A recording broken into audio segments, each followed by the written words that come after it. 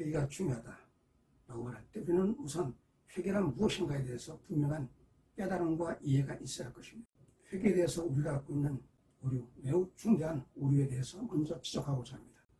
첫째, 회개로 갈 때 많은 사람들은 이 회개의 의미를 후회, 반성, 나아가 참회 정도의 의미로 치환합니다. 즉, 어떤 일에 대한 자신의 잘못, 그 잘못에 대한 후회, 그 후회에 대한 반성, 이를 두고 회개와 동일시하는 오류입니다. 저는 이를 두고 회개에 대한 개념적인 오류라고 지적합니다. 물론 자신이 저지른 잘못에 대한 반성, 후회, 그리고 참회는 회개로 나아가는 매우 중요한 과정들입니다. 그리고 회개를 이루는 요소이기도 합니다. 그러나 성경적인 관점에서의 회개, 구원의 맥락에서의 그 회개는 단순히 이렇게 주관적인 자신의 반성과 후회, 여기에 머무는 것이 아니라 내가 저지른 잘못, 내가 저지른 죄, 그 죄의 자리에서 벗어나서 오롯이 하나님께로 나아가 다시는 내가 저질렀던 그 죄의 자리로 돌아가지 아니하는 결단과 실행을 전제합니다. 회개라는 이 단어의 헬라 번역 메타노야는 다시 생각하다 이런 의미를 내포하고 있고, 그리고 여기에서 다시 생각한다 라는 이 말은 지금까지 나의 생각, 나의 판단, 나의 행동에 잘못을 인정하고 이제 잘못된 생각에서 벗어나 바른 생각으로 돌아간다는 말을 전제하고 있습니다. 즉, 회개는 단순히 뉘우침, 반성, 후회에 머무는 주관적인 감정의 차원이 아니라 내가 죄의 자리, 죄의 권세에 사로잡힌 자의 그 추한 삶에서 벗어나 이제 하나님께로, 이제 하나님 나라로 나아가고 다가서며 마침내 하나님의 자녀로, 하나님의 백성으로 다시 거듭난다는 것을 의미합니다. 이렇게 회개의 개념적 오류는 회개를 잘못을 저지른 개인의 주관적인 정서, 주관적인 감정과 등치시키는 오류 반면에 이런 개념적인 오류보다 더욱 중대한 오류가 있습니다. 그것이 바로 교리적인 오류입니다. 회개의 교리적인 오류, 이에 대해서 우리는 매우 진지하게 그리고 심각하게 받아들여야 합니다. 우리가 많이 듣는 말이 있습니다. 그리고 박수치며 환호하는 말이 있습니다. 그 말이 한 번 회개는 영원한 회개다. 한 번 구원은 영원한 구원이다. 따라서 내가 한 번 회개하면 나는 이미 구원을 받았으며 이미 구원을 받았기 때문에 나는 다시는 이 구원의 은혜에서 멀어지지 아니한다. 즉, 한 번 회개는 영원한 회개, 완전한 회개이며, 이렇게 우리가 구원을 받았다면 완전하신 하나님, 전지전능이시며 절대자이신 하나님께서 우리를 구원하신 바, 그 구원은 결코 취소되는 바가 없다. 그 구원은 영원하다. 따라서 한 번 회개한 사람은 다시 죄를 짓든 다시 배역을 하든 다시 불순종을 하든 두려워하지 말라, 걱정하지 말라. 왜냐하면 너는 이미 하나님의 자녀로 구원의 백성으로 인쳐졌기 때문이다 라고 하는 소위 구원파적인 신앙의 오류, 이 교리적인 오류가 사실은 우리가 이단이라고 비난하는 구원파뿐만 아니라 오늘날 대다수의 한국교회, 특히 대형교회, 특히 기복신앙에 찌들어 있는 절대 다수의 한국교회가 지니고 있는 치명적인 오류인 동시에 치명적인 배역입니다. 물론 하나님은 완전하십니다.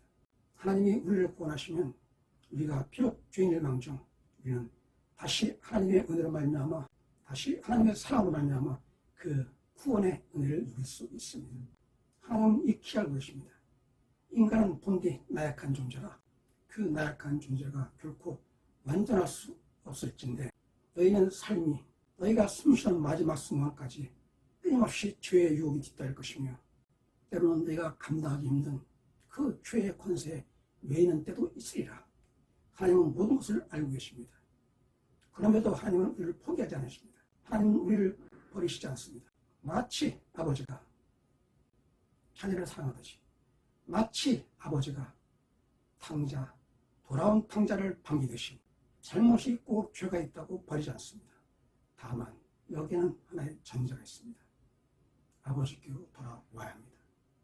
지난 시간에 말씀드린 바 있습니다만 탕자의 비유에 대한 일반적인 한국교회 해석은 하나님의 무한의 사랑, 아버지를 버리고 떠난 그 자식까지도 품으신 하나님의 그 사랑에 감동하고 감복하는 그 해석이 전반적인 비유입니다만, 저는 매우 분명하게 말씀드린 바 있습니다. 탕자의 비유에서 그 아버지의 사랑, 아버지의 그 용서와 은혜, 거기에는 하나의 전제가 있었습니다. 하나의 앞섰던 전제, 그것이 무엇입니까? 탕자가 아버지께로 돌아왔던 것입니다. 아버지, 제가 아버지께 죄를 범하였습니다. 저는 더 이상 아버지의 자녀가 아니라 아버지의 종처럼 여겨주옵소서. 이렇게 자기의 죄를 인정하고 아버지께로 돌아왔을 때, 그때 아버지는 뛰쳐나가 그 아들을 끌어안고 부여안고 말합니다. 내 사랑하는 아들아, 내가 너를 사랑하노라. 얘가 왔으니 내가 얼마나 기쁜가.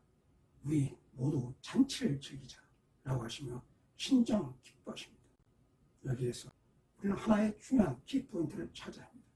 결코 한 번 회개는 영원한 회개라는 말, 그 달콤한 유혹에 속아넘어가 수시로 잘못을 저지르고 죄를 범하면서도 잘못과 죄에 대한 죄책, 고통, 그리고 참회도 없이 상관없어, 나는 이미 구원받았어 라고 하는 그 교만은, 그 비선을, 그 거짓신앙을 하나님은 결코 용서하시지 않습니다. 성경을 보면 회개와 용서에 대해서 누가복음에 좋은 구절이 하나 있습니다. 제가 읽어드리겠습니다. 너희는 스스로 조심하라. 만일 네 형제가 죄를 범하거든 경고하고 회개하거든 용서하라. 만일 하루에 7번이라도 네게 죄를 짓고 7번 돌아와 내가 회개하노라 하거든 너는 용서하라. 여기에서 우리가 주목할 부분이 있습니다.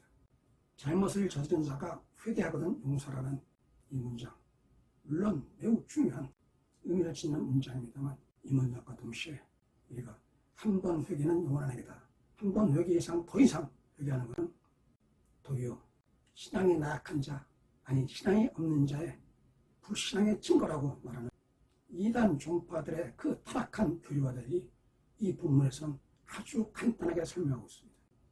만일 하루에 7번이라도 네게 죄를 짓고 7번 네게 돌아와 내가 회개하노라 하거든. 무슨 말입니까?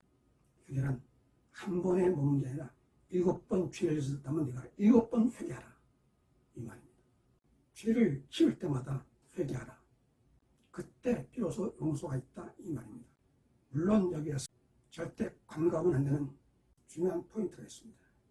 그것은 방금 본문에서도 잠깐 보았던 것처럼 7번 죄를 짓고 다시 7번 네게 돌아와 회개하거든, 이 말은 내가 비록 죄를 지었을망정, 이 죄에 대해서는 심판이 있을망정 내가 회개하거든, 회개만 하면 모두 용서하는 거 아니냐. 따라서 나는 죄에 대해서 그리 두려워하고 그리 무서워하며 그리 경계할 필요가 있는가. 다만 내게 중요한 건 회개가 아닌가 생각하는 매우 순진하면서도 사악한 오해입니다. 회개라는 말은 죄의 자리에서 벗어남을 말합니다. 물론 회개했다고 우리가 완전한 의인이 될 수는 없습니다. 하지만 진정 회개했다면 최소한 자기가 저질렀던 그 죄악, 그 죄악의 자리에서는 벗어나야 합니다. 만약에 내가 유혹에 빠져, 죄의 유혹에 빠져 도박을, 폭음을, 폭행을, 간음을 일삼았다면 그런 죄를 범한 자가 회개했다는, 자신이 저질렀던 그 죄의 자리에서 벗어난다는 말은 자신이 행했던 그 죄를 반복하지 않는다는 말입니다.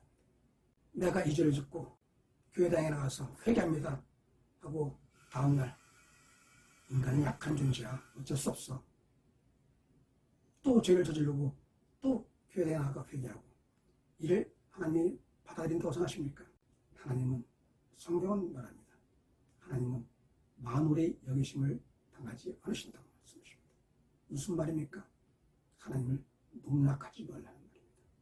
우리의 마음을, 중심을 아는 주님은 우리의 죄와 잘못, 우리의 죄와 허물, 그리고 회개에 대해서도 그 진심을 아십니다. 그리고 그 죄의 자리에 다시 돌아가지 않도록 우리를 지켜주십니다. 그럼에도 불구하고 죄의 자리에 들어가서 너무나도 거센 그 유혹에 빠져 죄의 자리에 들어간 자가 진실로 회개하고 하나님께 나올 때, 그때 하나님은 우리의 중심을 보십니다. 우리의 마음을 읽으십니다. 그리고 하나님은 우리를 심판하십니다. 그 심판은 때로는 구원과 은혜의 심판이요, 때로는 저주와 징벌의 심판일 수 있습니다.